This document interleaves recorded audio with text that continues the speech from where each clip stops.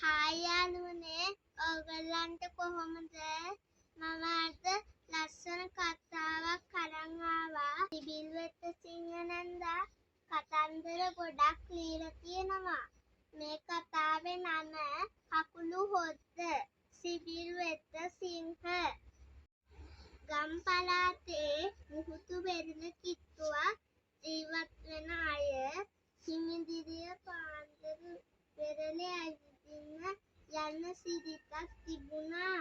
ඉස්සර කාලෙත් එහෙමයි. දැනුත් එහෙමයි. මේ ඉස්සර කාලේ කතාවක්. පුරුද්ද හැටියට මුත්තල කට්ටියක් දවසක් කළුයමේ මුහුදු වෙරළේ ඇවිදින්න ගියා. මුහුදු වෙරළේ ගල් අතරේ එදා තිබුණ අමුතු කකුළුවෝ ජාතියක්. කකුළුවෝ හොදි කන්න ආස කරන මුත්තලා බොහොම සතුටින් අමුතු කකුළුවෝ ඇහිදින්න පටන් ගත්තා. තදින් පෙරළි ආරැර පාරට තවත් කකුළුවෝ ගොඩ ගැහුණා. මුත්තල කකුළුවෝ සරුම් පොටට දාගෙන ගෙදර ගෙනිච්චේ පුදුම සතුටින්. කන ගහන කකුළුවෝ හට්ටිවලට දැම්මා.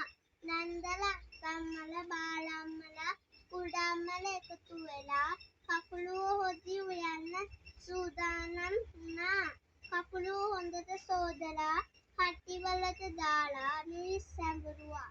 පොල් ගෑවා. තුන පහේ කෙටුවා. ලුණු අමුමිරිස් කැපුවා.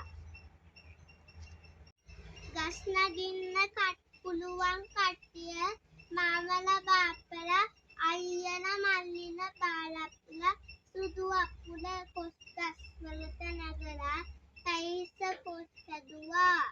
සමහර ගෙවල් වල තෙල් මඤ්ඤොක්කා අල බතල හැරුවා.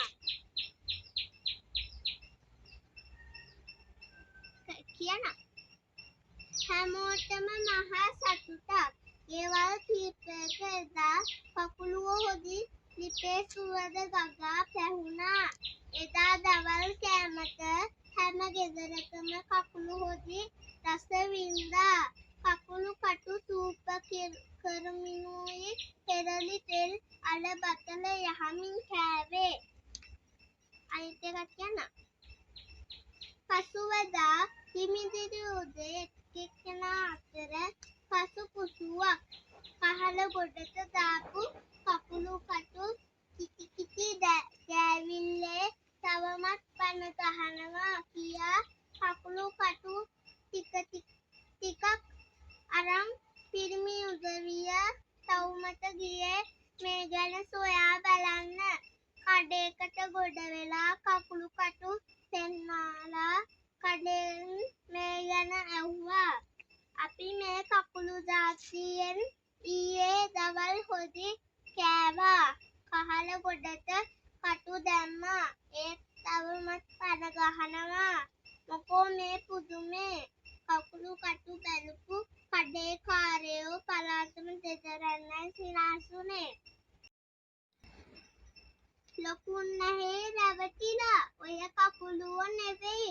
ඈත මුහුදෙන් ජපානයෙන් ආ නැවක් ඉලිලා. ඒ නැවේ තිබිලා තියෙන්නේ වෙලාව බලන අත්ඔරලෝසු. ගමේ මිනිස්සු ඒ කාලේ වෙලා බැලුවේ හිරු එළිය වැටෙන හැටි බලලා. එක්කෝ පැයිතකින් කොරහකට වතුර පුරවලා කිරි පොල් කට්ටක් උඩින් තිබ්බා. හිමින් ඒ පොල් කට්ටට වතුර පිරුණාම පැයක් ගත වෙලා මේ ගැන නිතරම කවුරුහරි බලා සිටගෙන ඉඳලා වෙලාව සටහන් කළා. ඔරලෝසු හොදි කාපු ගමන ගින්තොට. අතට රහට කන්නට හොඳ මාළු හොදි. ඇගට පතට ගුණ දෙන්නේ කැකිරි හොදි. පිතට සතුට ඇතිවන්නට හොඳම හොඳි. ගින්තොටයෝ කෑවවගෙන කකුළු හොදි.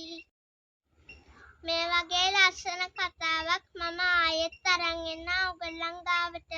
එතකන් එනකන් ඕගොල්ලෝ සතුටින්